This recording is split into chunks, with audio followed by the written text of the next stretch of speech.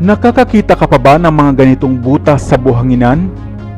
Alam mo ba kung anong insekto ang dito ay naninirahan?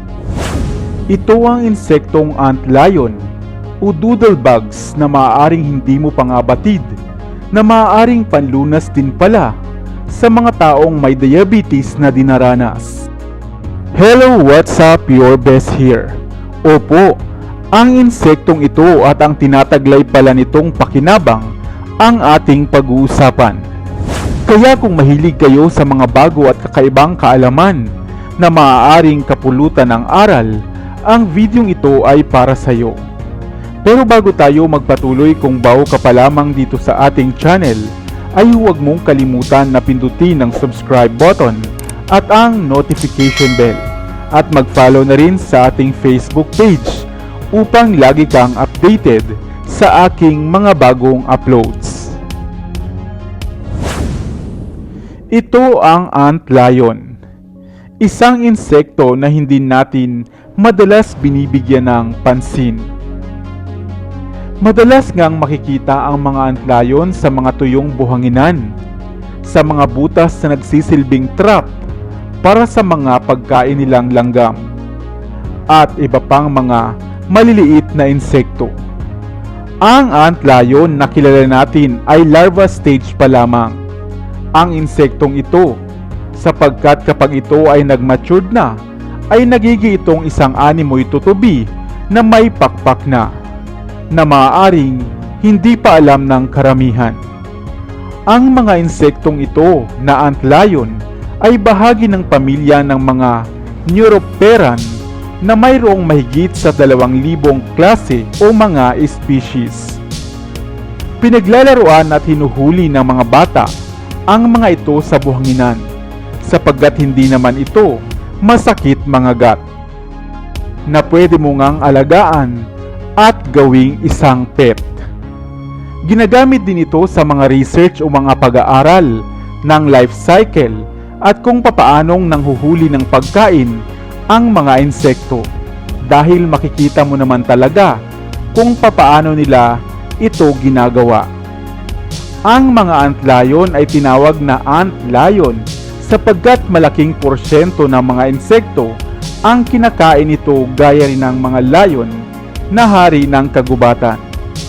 Isang mainam na insect control ang mga antlions na masasabing beneficial din para sa ating mga tao.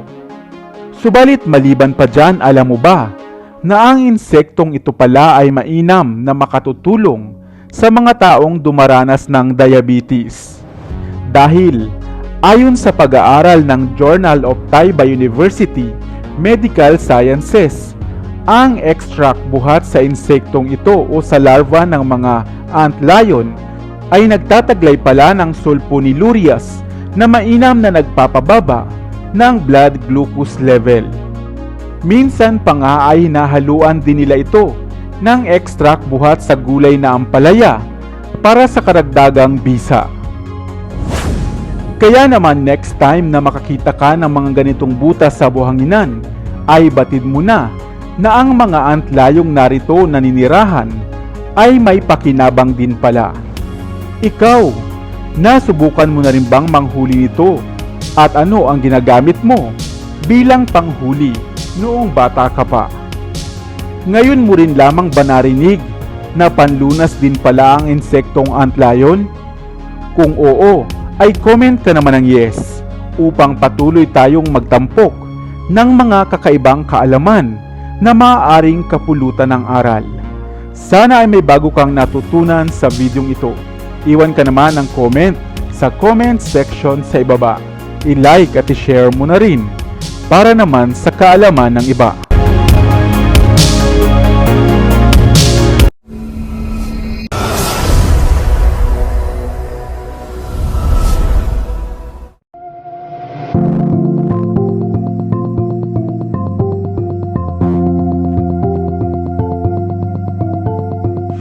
Nakita mo na rin ba ang bagay na ito?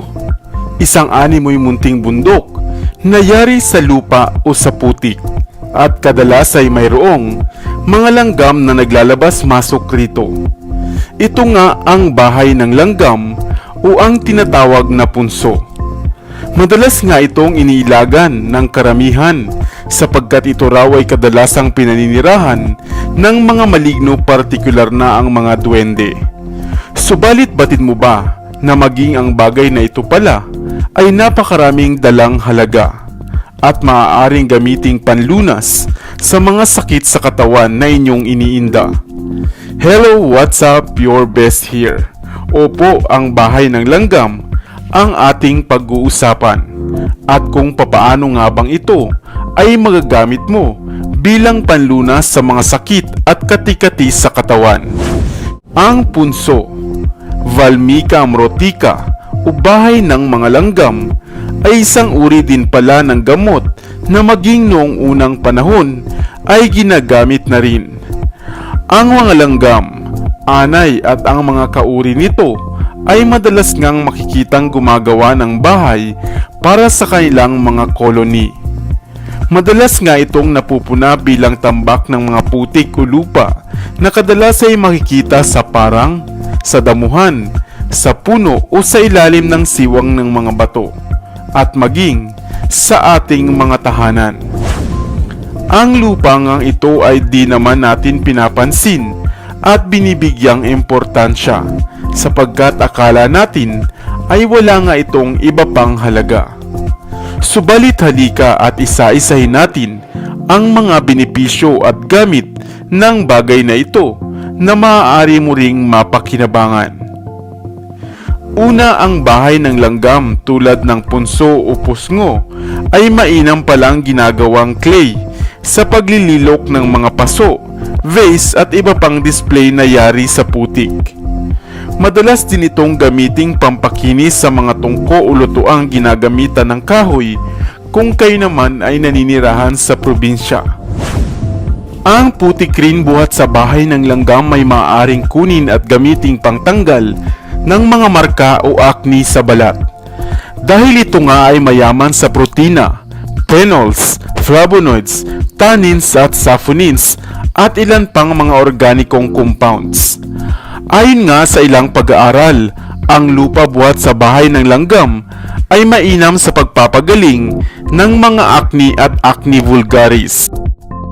Samantalang sa naturopathy naman, ang pagpapahid ng paste buhat sa bahay ng langgam na hinaluan ng mustard seed powder ay mahusay rin sa pagpapagaling ng pananakit ng tuhod at mga muscle pains.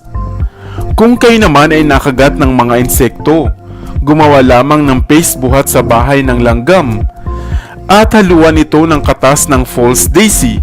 Pagkatapos ay ipahid na nga sa iritableng balat na nakagat ng insekto upang ito ay mabilis na gumaling. Kung sakali namang masakit ang inyong pigi o bewang dulot ng stiffness, spasm o hindi maigalaw na balakang, mainam rin ang paglalagay ng paste nito o paste ng bahay ng langgam na hinaluan ng dahon ng neem at honey upang mabilisang mawala ang pananakit nito. Bagaman ito ay napatunayang epektibo na, ang pagkonsulta pa rin sa inyong doktor ay isalang-alang upang makasiguro kayo na hindi lamang simpleng kondisyon ang inyong nararamdaman. Isang kalunasan na hindi mo kailangang pagkagastusan, makikita lamang kung saan-saan at wala rin namang side effects. Ikaw, nakakita ka na rin ba ng bahay ng langgam? Sana ay may bago kang natutunan sa videong ito. Iwan ka naman ng comment sa comment section sa baba. I-like at i-share mo na rin para naman sa kaalaman ng iba. Dito na sa Best TV, tayo ay matuto.